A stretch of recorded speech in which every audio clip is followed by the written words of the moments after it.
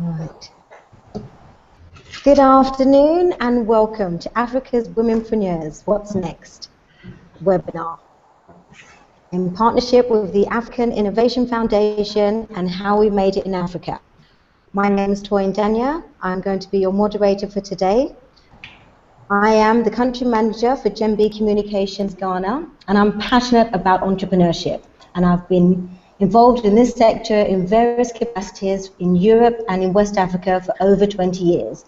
I'm excited that Jabu Communications will bring together this webinar of leading African influencers to shed light on how African female entrepreneurs can take advantage of the new trends to launch their entrepreneurship careers. The objectives of today of this webinar will be about catalyzing African women entrepreneurs and innovators with you by knowledge sharing, insights and capabilities.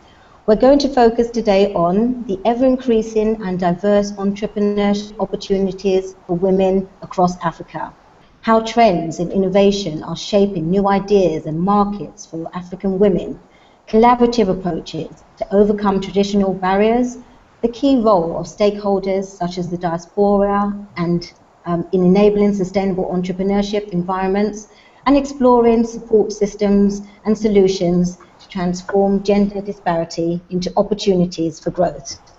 So let's look at our agenda. We're going to introduce you to our panel. We're then going to have our panel discussion, and then we're going to talk to you, our audience, with our question and answers. If you're on the screen, you'll be able to see a sign that says question and answer. If you click that when you want to send a question at that particular time, the questions will come up on the screen for me and I'll read them out one at a time. I'll tell you a little bit more about that when we get there.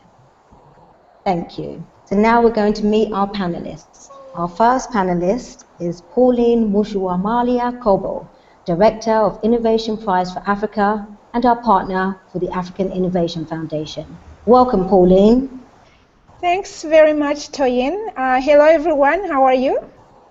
Yes, thank you. Hi. Hi. Hi. It is very great to be a part of this important discussion. As Toyin mentioned, I work for the African Innovation Foundation, and I'm the Director for Innovation Prize for Africa, an initiative that mobilizes for African innovators and strive to unlock their potential. The African Innovation Foundation purpose is really about catalyzing the spirit of innovation in Africa so that we can increase the prosperity of Africans. This is done through 3 flagship programs. The first one is the Innovation Prize for Africa, you mentioned. The second one is called African Law Library, and this is championing the innovative access to law and the governance 24 hours without any charge, so free of charge. The other program is called Social Impact Program for Angola, and this one focuses on promoting innovation for social impact. And this started about a year ago. So what I have learned working across Africa is really that women innovate to solve really needs on the continent. Whether they are supported or not, they're there to come up with solutions that are addressing real challenges. And here at the foundation, we believe that the story of African raising cannot really happen, can't be true if women are not involved in this story, in making Africa prosperity story true. Thank you very much. Thank you very much, Pauline. And for our second panelist, Adenike Ogunlesi, founder and CEO of Ruff and Tumble. Welcome, Adenike. Thank you. Hello, everyone, and thank you for inviting me to join this panel discussion on moving African women forward. My name is Adenike Ogunlesi. I founded the children's clothing brand in Ruff and Tumble. Aside from that, I also have a foundation that trains young women in dressmaking skills, thereby equipping them to have for financial independence. I'm a woman's woman. I love women's groups. I like to speak to women's groups to motivate them, to help them fulfill their dreams. I coach, I mentor, I counsel, I'm a mother, Typical woman, many things rolled into one. But I love what I do, so I enjoy what I do anyway. Thank you. Thank you very much, Adenike. And on to our third panelist, Esther Armah, radio host of The Spin, media lecturer at AUCC and Webster, Ghana. Welcome, Esther. Thank you. Thank you so much. Hello, everybody. Hello. Thank you so much. I'm really excited to be on this panel and to join this wonderful group of women and gentlemen to talk about African womenpreneurs. As Pauline said, I'm a radio host of The Spin, which is an internationally syndicated show that started in New York and brought it home to Ghana. And we air in Nigeria on WFM 1.7. I'm passionate about the power of media to do three things: to ask questions, to tell stories, and to transform narratives. And I joined this conversation to think about an entrepreneurial media that engages a 21st century landscape, to not just tell stories, but to transform narratives so that our lives, women's lives, can be changed. Because we all know when you change one woman's life, you change the life of a family, a community, a society, and an economy. I'm excited to be here. Thank you. Thank you very much, Esther. And our fourth panelist, Jabu Sopete, journalist for Forbes Africa and fashion entrepreneur. Welcome, Jabu. Thank you, Pauline. Can everyone hear me? Yes. Okay. Okay, great. Hello to everyone. I'm really honored and excited to be part of this panel discussion today.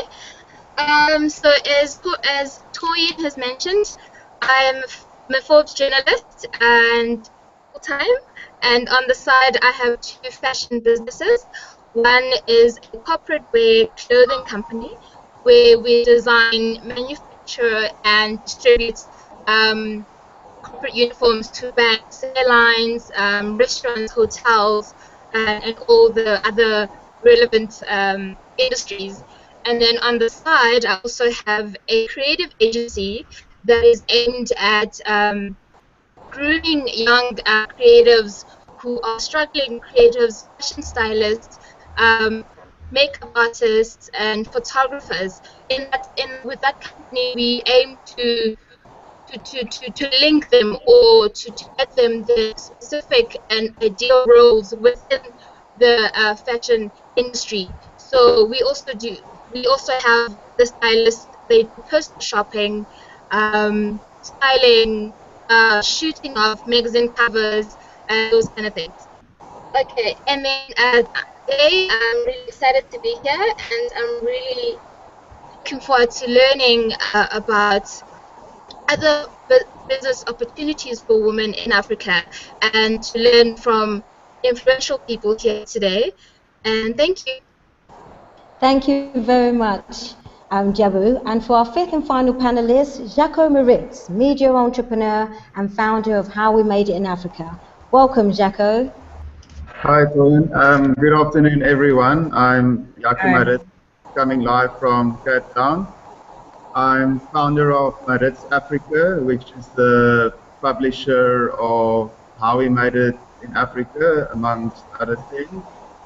And having been involved in business journalism and research in Africa for the past decades, I've come across many successful women entrepreneurs, and today I hope to share some of the things we have witnessed in these businesses, as well as some of my own experiences in entrepreneurship. Thank you very much, Jaco. These are your panelists. So now we're going to start with our panel discussions. We have 30 minutes, and our first topic is, what are the entrepreneurship opportunities for African women today? If I can introduce Jabu to actually give some of her thoughts. Okay, great. So with my observation through years, I've seen that female entrepreneurship in Africa has not been rising in the pace that we would ideally like it to be. But we've seen women exploring literature as form of entrepreneurship.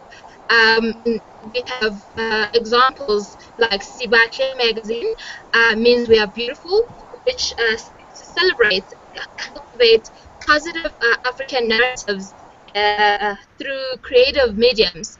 And so the companies that they have kind of created a new entrepreneurship, a new kind of entrepreneurship which merges literature and which fills the gap in the markets and then we also see examples such as Stockful, the feminist Stockful, where women gather together to do book reviews to talk about issues that affect women in Africa.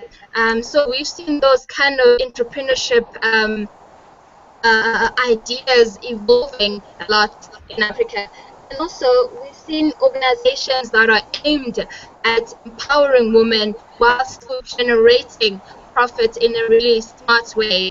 So you would know the likes of She Leads Africa, which really empowers women but still exposes them and generates profits through that. And also, we've seen, I think we've also seen the social entrepreneurship being linked with innovation, which is what really needs now. So women starting to see a need, and then they link it with innovation. Thank you very much, Jabu. And Jaco, can you share some of your thoughts with us, please? Okay. Before coming to specific sectors, I think that it's important when starting a business that entrepreneurs get involved in a field that genuinely interests them. Because I think from the outside, the life of an entrepreneur often looks more glamorous than it really is. But I think people are not always aware of how tough it can be to be responsible for the paychecks of a team of people month in and month out. And there will obviously be tough times, and I think it's very difficult to pull through these periods if you don't have a passion for what you're doing. I would therefore suggest to rather pick an industry that you have a strong interest in as opposed to one that simply looks the most lucrative on paper or what people say is the most the best industry to be in. That said, if I can single out one area where we are currently seeing a lot of activity in Africa, but there are many, it would be the cosmetics and beauty industry. In recent months, How We Made It in Africa has reported on numerous women entrepreneurs in East Africa that have found traction with their own beauty and personal care brands. There seems to be a growing demand for natural, chemical-free products as people are becoming more health conscious and adopting trends such as the natural hair look. I also think a lot of the products on offer by multinationals are sometimes unaffordable or just too expensive and often don't address these new trends. And if I can just give one example of someone who has found success in this space, it would be a Kenyan woman called Susie Mkabi. She's the founder of Susie Beauty, which produces a line of makeup. And the company was launched in 2009, and earlier this year they were bought out by a Nairobi Stock Exchange listed company called Plain Tree Group. So that's just one example, but there are many other examples as well. Thank you. Thank you very much, Jaco. Okay, now on to our next discussion point. How can African women leverage innovation for entrepreneurship?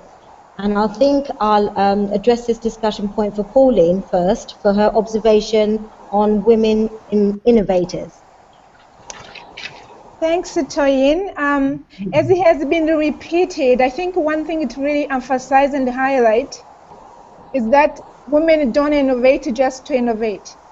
They really innovate to solve really challenges in their community. So that's number one. I wouldn't say men are not the same, but the trends speak more for women than men. So the second one that really is important to highlight is that whether supported or not, women innovate. So basically they use the Nike motto, just do it. They use what they have, whether it's correcting garbage waste and recycling the material so they can actually come up with a business model that will generate revenue. They do that, so they don't wait to be helped, and they're not begging to be helped. So that's really important to highlight as well. Women are just, problem solver, and they see a problem, they try to solve it. Of course, if they're supported, they can even go far. They can do more than what they can do alone. The other part that I wanted to highlight is that, unlike what people tend to think, that to innovate, you have to be educated. What we have seen through the competition we run at Innovation Prize, at African Innovation Foundation, is through the Innovation Prize for Africa. African women innovators, range from the grassroots innovators, the ladies who never been to school, who might not be able to read and write, but actually they observe the problem, they need to solve those problems, so they go ahead and do it. So an example I will give is, so you have this group of women weavers in Rwanda. They actually started, a cooperative where they find women who know how to do, the weaving of basket, and they brought them together. So now they're selling those baskets in the different markets, including international markets like Macy's in the US. So this weaving there, it's a traditional thing that people learn. You don't need to go to school to actually be able to do that.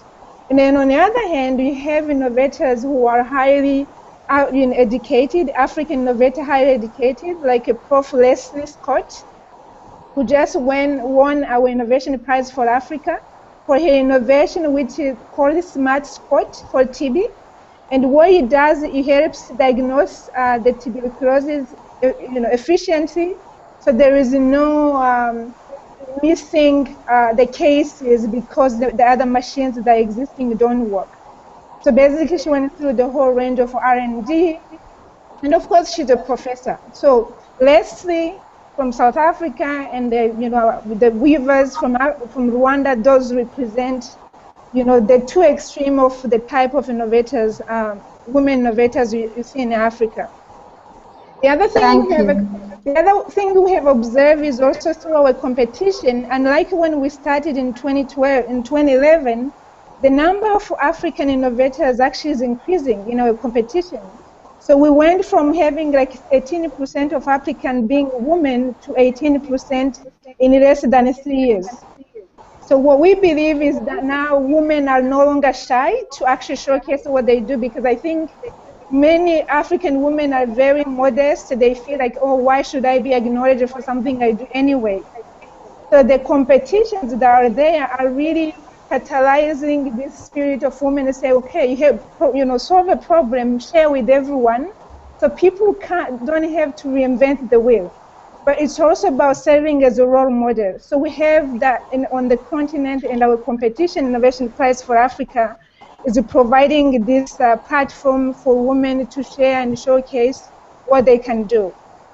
What's lacking, though, in this whole innovation ecosystem is, dedicated funds to really support women. We all know that women are trying hard, but at the same time, they face a lot of barriers if you compare to men. When one of our speakers introduced herself, she listed so many things she does. Imagine, there's only 24 hours a day, but she still does that. Of course, she's a superwoman. Yeah. So they have to be, dedicated support for women to really be able to scale up and have more lists, have more weavers, have more edits, and people like everyone who's on this panel. Great. So thank you, Pauline. Thank you very much for that. I know Adenike just wants to have one or two observations. Can we just hear from you, Adenike? Thank you, Pauline. You're welcome. Thank you, Pauline. I just wanted to speak very quickly to what you said. Innovation innovators solve challenges. That's precisely how I started my business. I had 3 small children, couldn't find, it's unimaginable to think that you wouldn't be able to find a store you could walk into to buy pajamas. And there really wasn't any in Nigeria at the time. There were big stores, one big store that sold pajamas at 3 or 4 times the price that they should normally cost. And I simply just went into the market, bought some cotton fabric, made pajamas for my children, and decided to make a whole load of pajamas that I put in the boot of my car. And every morning I took my kids to school, I would stop the mothers and tell them that I was selling these pajamas. So while it's not that I innovated a product or anything like that, it was a different way of presenting a service. So the opportunity, there was a market opportunity. I saw the void, and I was willing to fill the void. To give the service of providing pajamas and children's clothing to mothers who wanted to buy those things, who was readily available. All right. Did I hear you say superwoman?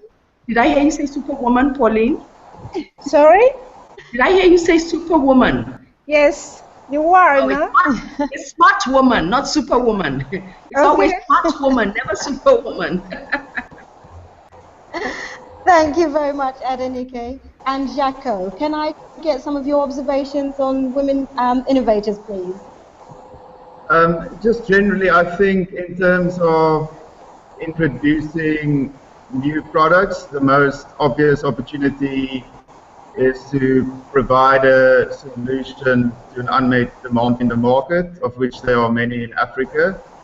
I think despite the entry of numerous foreign companies and multinationals, and also the rise of local companies, there are so many products and services that are not that easily available in many African countries, and even if they are available, it might be imported or very expensive. I also think there is a definite trend towards a greater appreciation for African-made products. Our research on Maritz Africa Intelligence recently worked with PwC to produce a report where we looked at the retail and consumer goods industries in a selection of 10 African countries. And most of the CEOs that we spoke to told us that consumers are becoming more open to buying local brands as opposed to products from multinationals. But to sustain this momentum, I think we as African entrepreneurs need to focus on building trust in our brands and ensure that the quality remains consistent. And then just lastly, in terms of leveraging technology, I would say the greatest game changer or one of the game changers for African entrepreneurs is the proliferation of e-commerce.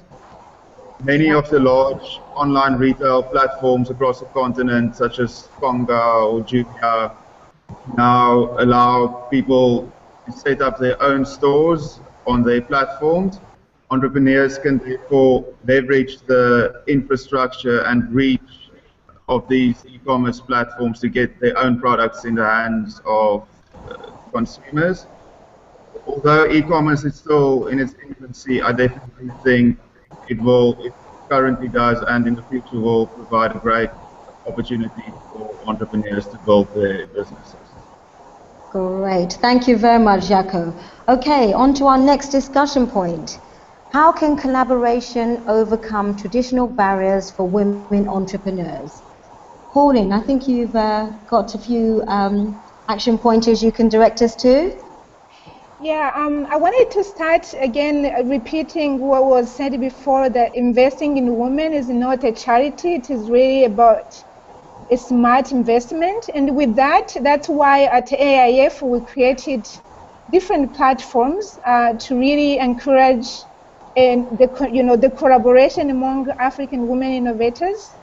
So we, on the purpose, we actually created incentive for any woman who apply for Innovation Prize for Africa competition, where after the prize we select top 10 best innovators who are women, and we work with them towards developing skills on business development, but also other kind of skills and the connection they might need to unlock the potential for the innovations.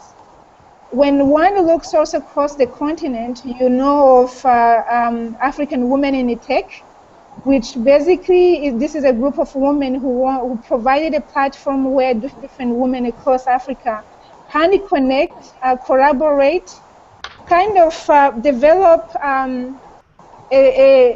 like leadership type of training, but also be able to showcase what African women can do to the rest of the world. Because sometimes also you go to different discussion and the non-African women are talking on behalf of African women. So this kind of a group are making sure that this is the voice of the doers, the one that is being heard.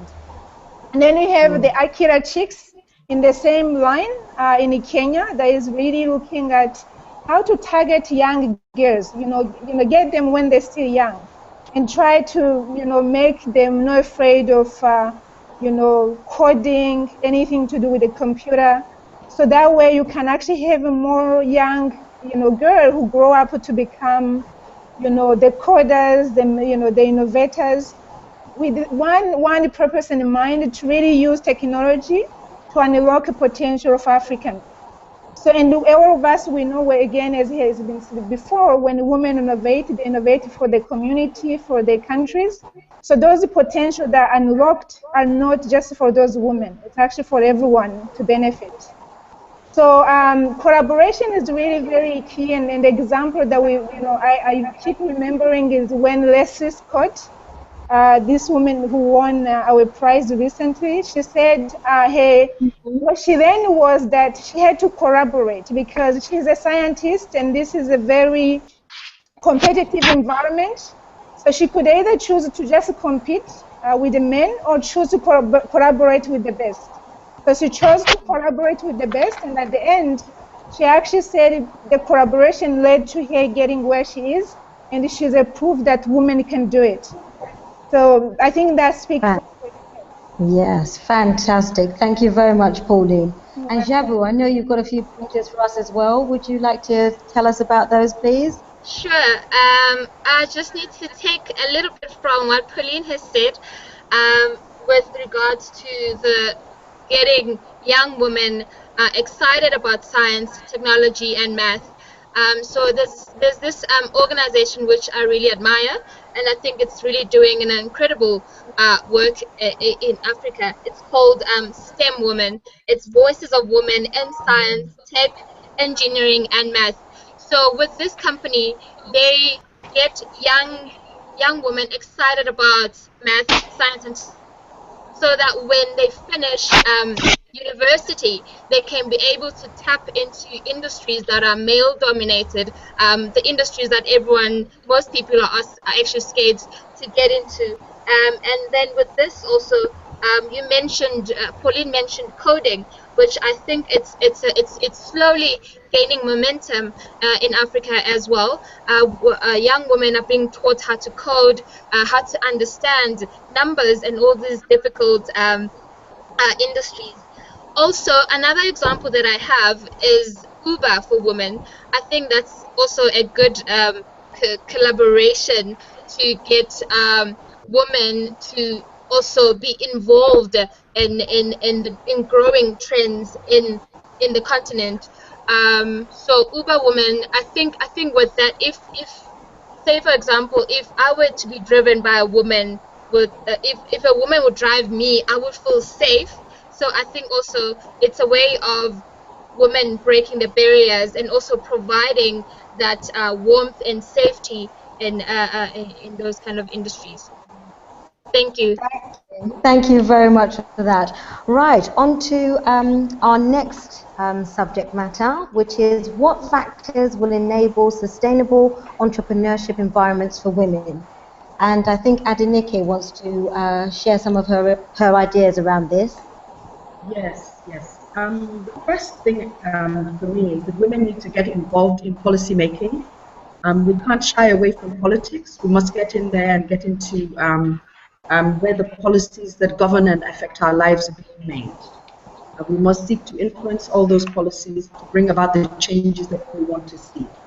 Another thing is I always encourage women to skill up Commit to lifelong learning so that you're up to date, you know what's going on in whatever career or whatever field it is that you've chosen. Primarily because it's very important that you bring your competencies to the table and not the gender card. I think sometimes at certain levels we have to just put the gender card down and show, here I am as a human being and this is what I'm capable of doing. So I'm very, I like to challenge women in that area concerning competencies rather than gender. The other thing, I think I've actually all rolled it all into one. It was policy, about getting involved in policy. It's about continuous learning, skilling up, and competencies rather than gender card. And the last thing is women supporting other women. I believe that women must support women. We must role models for younger women. We must stretch out a hand to help younger women.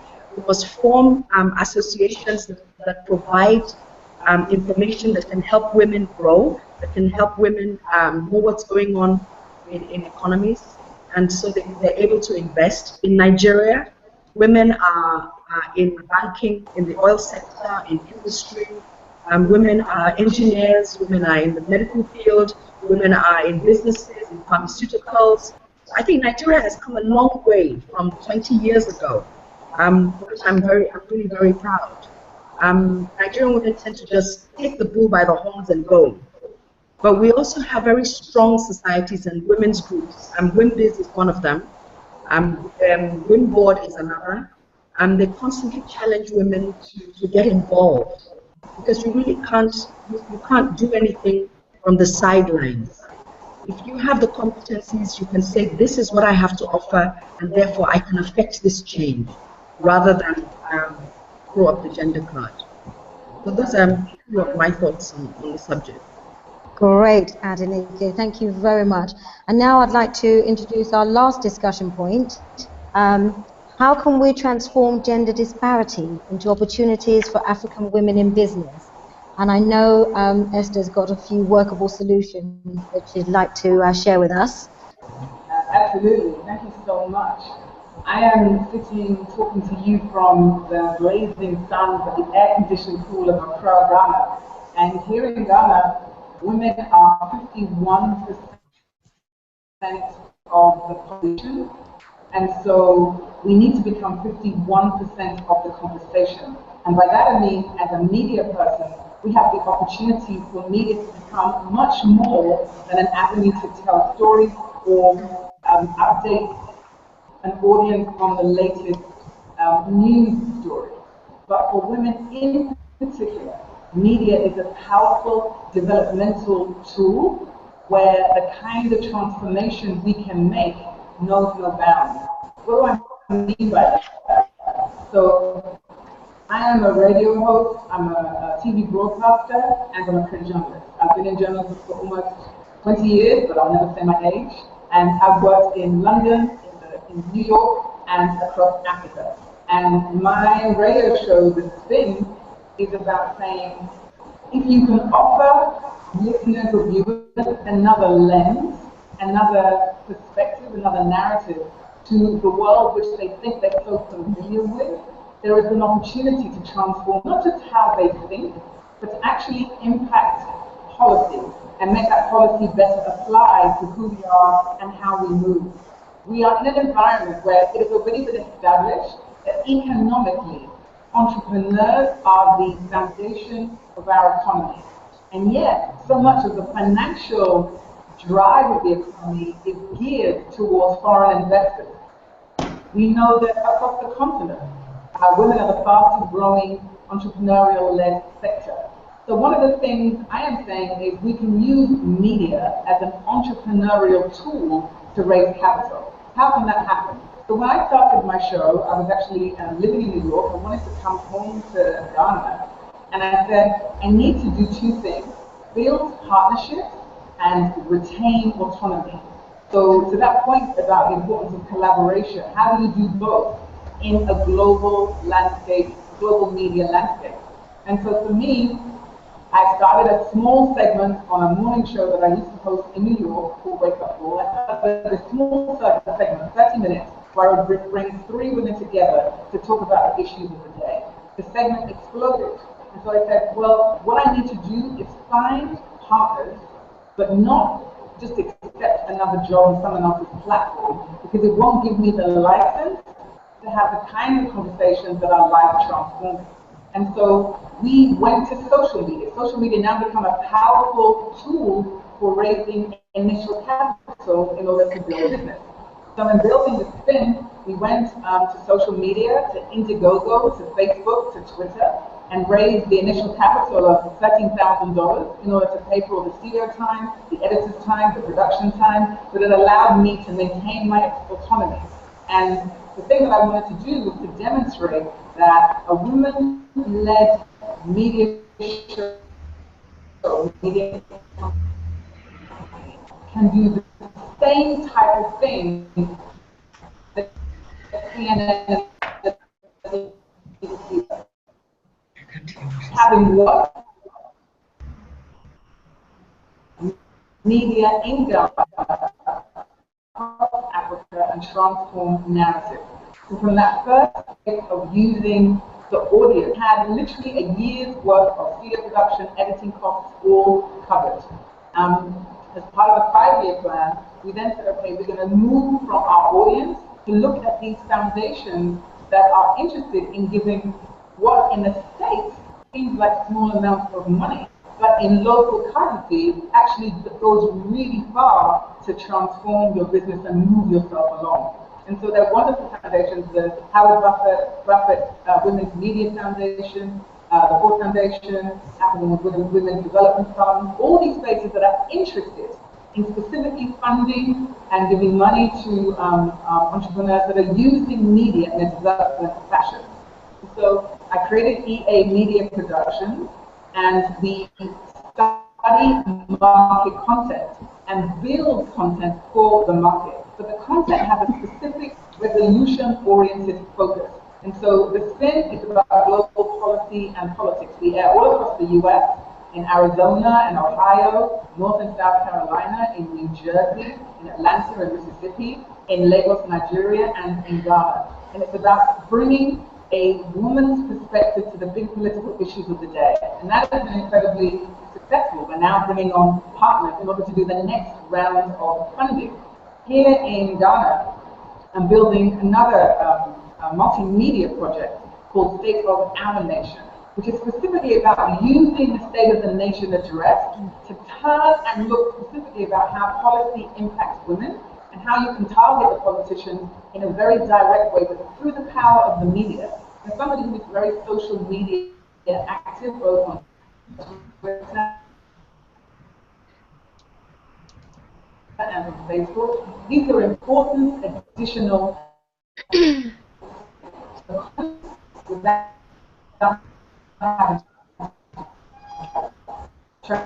Okay, Esther, I'm having a bit of trouble hearing you, so if we can just say thank you for that. Your contributions have been fantastic, thank you. And I also know that Jabu wanted to say a few things and share some of her workable solutions. Jabu, would you like to come in and share with us, please? Yes, of course. I just have one point. I would just like to say, in terms of transforming gender disparity into opportunities for African women in business, I think if we need to get into a mission to get corporates to start funding more gender-based projects or entrepreneurship ideas, and making sure that in each project, the project increasingly considers gender in their design, even if they do not have an explicit gender focus, but to have to support gender-informed projects is what would get us ahead as women. Also, from women's side, I think we also have a duty to to show that we can, even if we come up with creative business ideas, but we need to show that we could merge that with commerce, and then that's where corporate and big companies can come and meet us halfway to fund our businesses and to support them. I think that's the main point that I wanted to raise. Great, thank you very much, Jabu. Well, we've come to the end of our panel discussions. Thank you. Now, you've heard some of our insights, their ideas, solutions, and calls to action.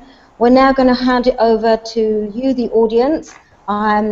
We've reached out to some of you, and some of you have reached back to us on our social media, and you've given us some questions. So I'm happy to say I'll address them now with our guests. So if you can just bear with me, I'll start to get some of those questions. And it's open for any of our guests to actually answer the question. Okay, so the first question is,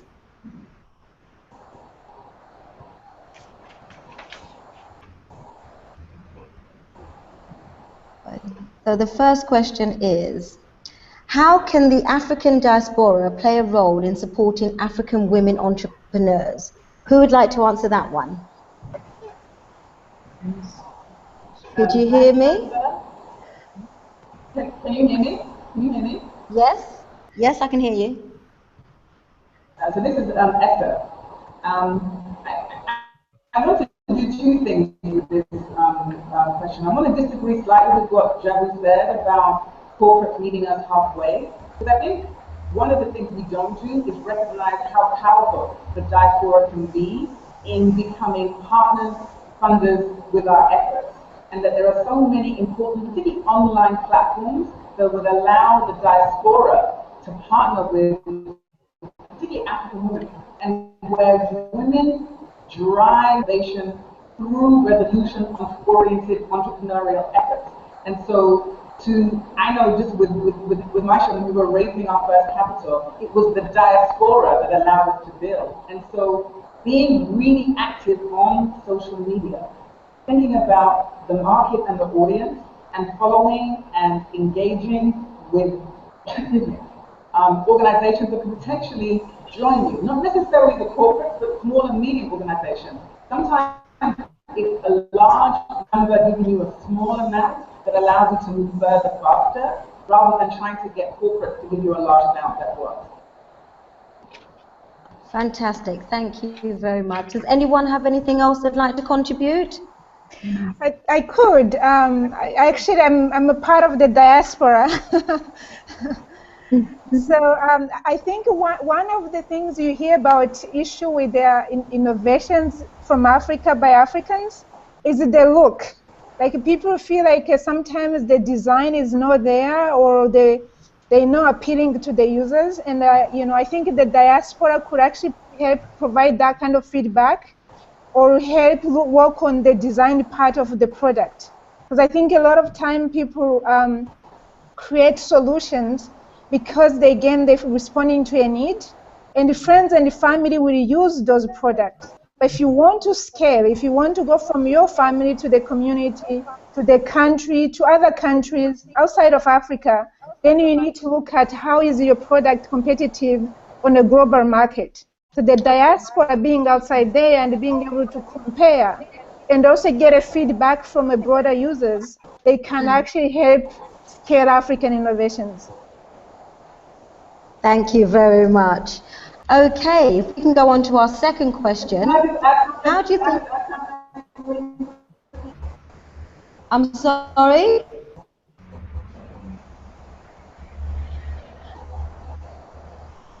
Can I say the second question? Add something really quickly? Yeah, sure. Jabu, did you want to say something? No, I'm listening to your next question. Okay. How do you think government at different levels support women entrepreneurs in Nigeria? I definitely think this is for you, Adenike, but if anybody else wants to contribute? There's a lot of government initiatives. It's whether they actually get to the people that need them and who can take advantage of them. That's another question. But there are different types of funds There's funding for women who are in small businesses. There's funding from the Bank of Industry that's dedicated to women. There's funding for women who are in rural, at the rural level. There's also funding for them as well. So there's a lot of funding initiatives that the government has out. There's a lot of training and skills acquisition centers that the government is setting up.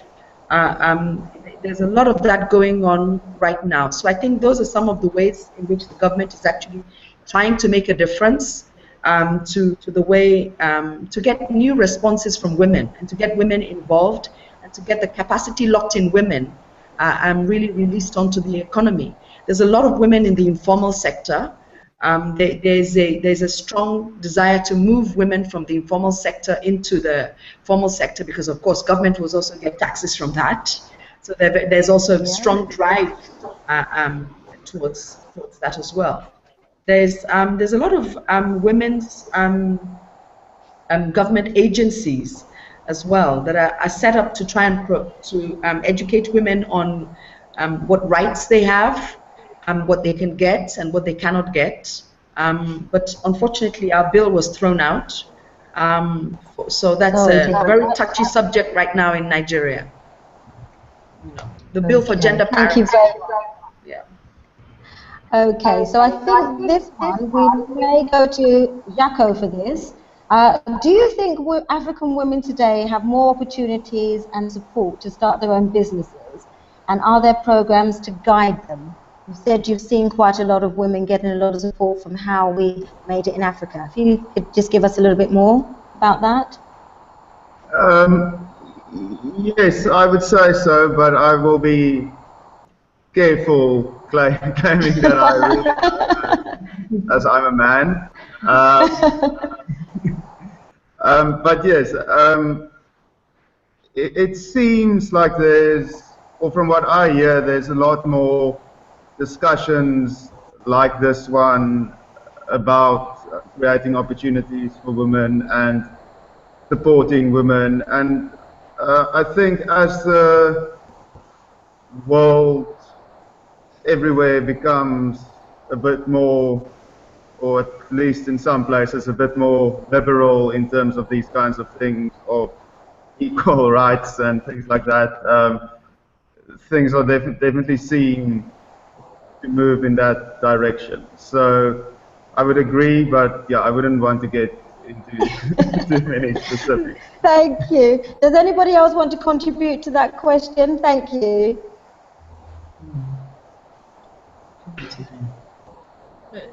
Yes, can I say something? Yes, Yeah. Esther? Thank you. Hi, Yes. This is Esther. Yeah, so that is piggybacking on what Adenike said as well, in terms of opportunities. We too in Ghana, of course, have the informal sector versus the formal sector. And even one of the things we're pushing for a media to even change that narrative, because of course, the informal sector is dominated by women. In many ways, it's actually the foundation for the economy, and it would serve the government to do the informal sector, what, for example, Britain does with American-based Okay. Okay. Can't hear. Can't hear. Okay. Sorry, we just can't hear you at the moment, Esther. But thank you very much for your contribution to that question. I have another question. Sorry, Esther, we can't hear you very well. Hello? homegrown produce to.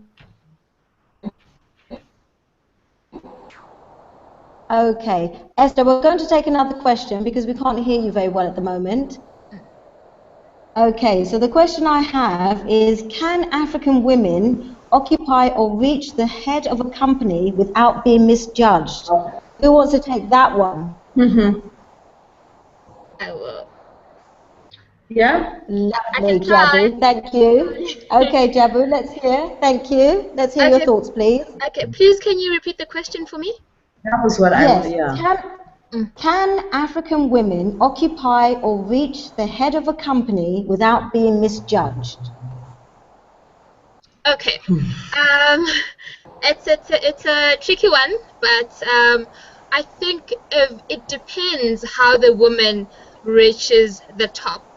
So if they've put their heart and soul into working hard towards towards their goal and towards what they want to reach, or towards that specific position in the company, then if we have seen their hard work and it's proven that this person really worked hard to reach to the top, then I feel like women should not be judged.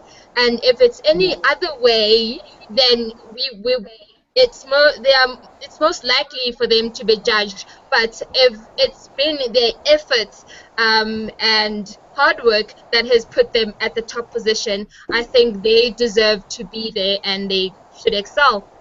Yeah. I'd like to say something. Anyone else want to say something? Thank you, Adenike. What would you like to say? I would like to say that women need to be kinder to women.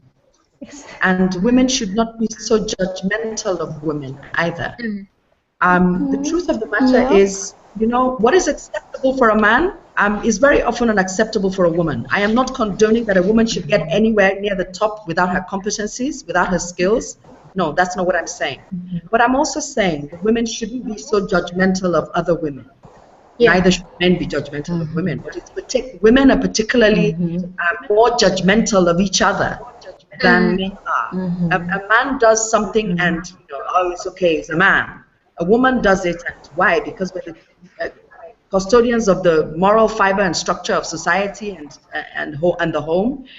We tend to be judged rather harshly. But it doesn't always mean that every woman who got to the top got there the wrong way. Let's focus on competencies.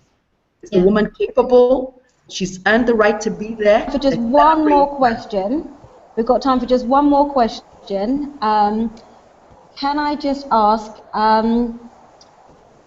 what are some of the secrets to success for African women entrepreneurs? And if you can each give me an answer, that would be perfect. What are some of the secrets to success for African women entrepreneurs? Just one from each of you, please.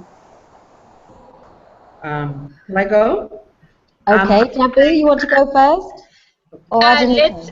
Adenike can go first. Okay, Adenike, what would secret would you give us? I would say there's no secret to success. It's hard work. It's being competent. It's being consistent. It's being persistent, and it's persevering. Never giving up on your dream, refusing to give up on your dream, and just making your dream a reality, your reality. Build your reality, make it your reality. You know, that's there. Just refuse to give up on your dream. Thank you. Thank you. Who's next?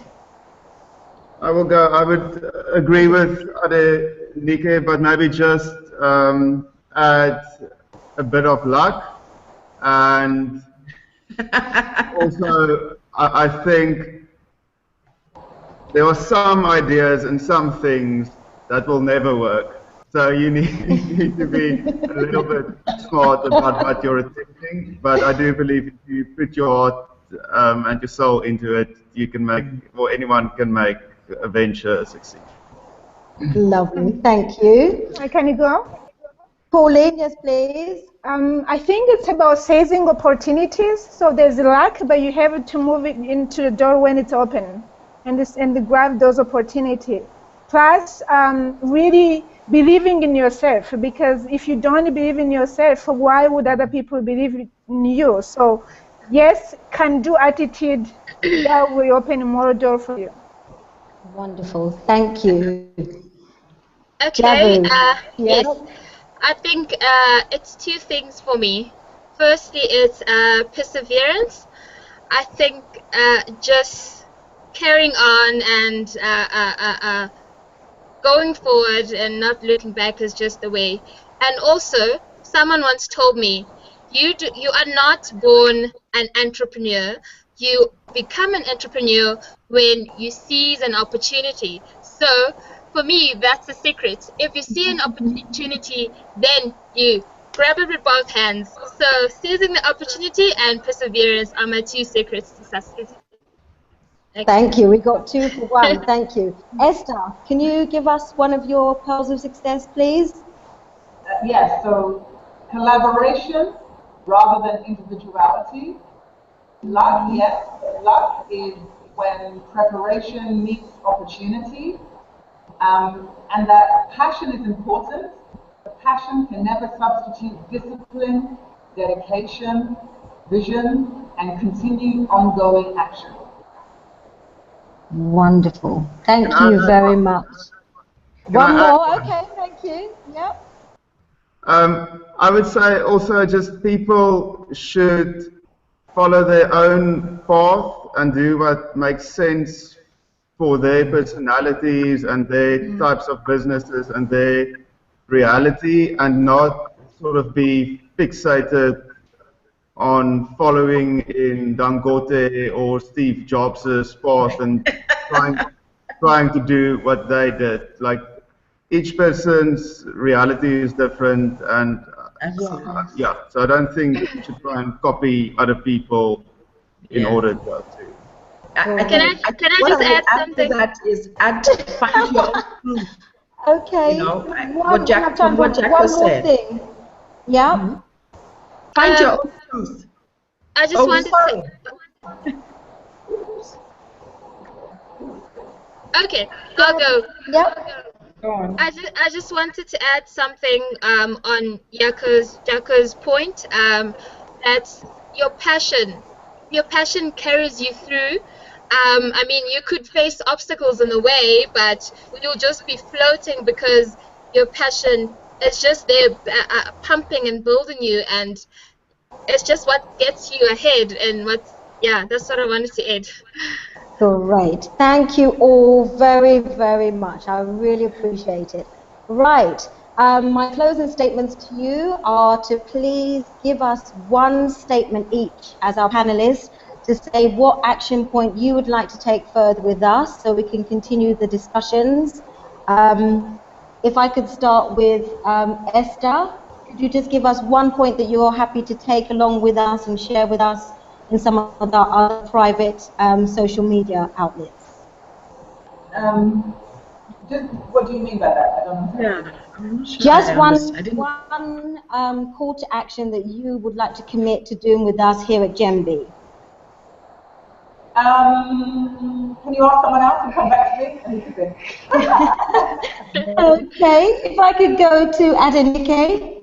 Okay, I'm not sure I understand you very clearly, but what I would say, what I would like to see is more women collaborating with other women, more women supporting other women, conversations that are around women, taking the opportunities and the doors that open for them, and finding the help that they need, or maybe helping them find the help they need in terms of marketing, in terms of packaging, in terms of all those kind of branding skills if they want to build and create a brand, if that is what they want. If they're in career, conversations around how you can grow your career, how you can improve yourself, self-development, adding value to yourself. And then access to, of course, access to finance, which is a big issue for a lot of women who are just starting up. So how do you access the finance? Where is the finance? What's on the table? What can you grab? Well, not grab, but what can you get access to use to do whatever it is that you want to do? So that I think there's a lot of conversations that we can have going on. It can't just be one. Thank you. And Pauline, can I ask you for something you'll commit to doing with us? Thank you. Wow. So through our prize, Innovation Prize for Africa, we actually have this platform where we want to be selecting 10 best top innovators who are women in Africa, and we're actually looking for different women who could become role model coaches, mentors. So we want to put on the table a platform where we can actually mobilize those collaborative voices, actions, and then we can actually drive it through the African Innovation Foundation. It's a different program, but also specifically the Innovation Prize for Africa. And in terms of a call to action to other stakeholders, we just say if you are, let's say, a government officer or a minister who's trying to devise a new strategy for your country, it's important to understand the women will take you faster. So therefore, any new development strategy should really be, keeping in mind how women can help achieve those goals, and that women are not just asking to be helped because they feel weak or because they want charity. They have a lot to offer. They're just asking for a platform to help, help their sons, their daughters, their husbands, of course, and the whole country. Thank you. Thank you very much. We are running out of time, so I'm sorry, panelists. I will want to continue this conversation with our Jabu Connect, which I'd like to invite you as our audience and panelists to engage with us. It's www.connect.jabuinsights.com, and Jabu Connect is designed for people like yourselves from all walks of life to interact privately and exclusively and to become part of an active group gathered by common interest on African development. So we can answer some more of your questions in that space, and we can also answer some of the other questions we didn't get from our panelists. Thank you all very much. I'd like to say thank you to you each individually. So I'd like to say thank you to Jaco. Thank you very much for your time. We really appreciate you coming along today. And to Adenike, thank you very much for your time. And to Pauline, thank you very much for your time. And Esther, I'm sorry we couldn't hear you very well, but thank you for all your contributions. And Jabu. And Jabu. And Jabu, thank you so much for your time. We really appreciate you all. And we hope to see you again soon. But thank you very much. Our webinar has now come to a close. Thank you, everybody. Thank you. And you are audience especially. Thank you. Bye-bye. Bye. Bye. Bye. Nice meeting everyone. Same here. Bye. Bye.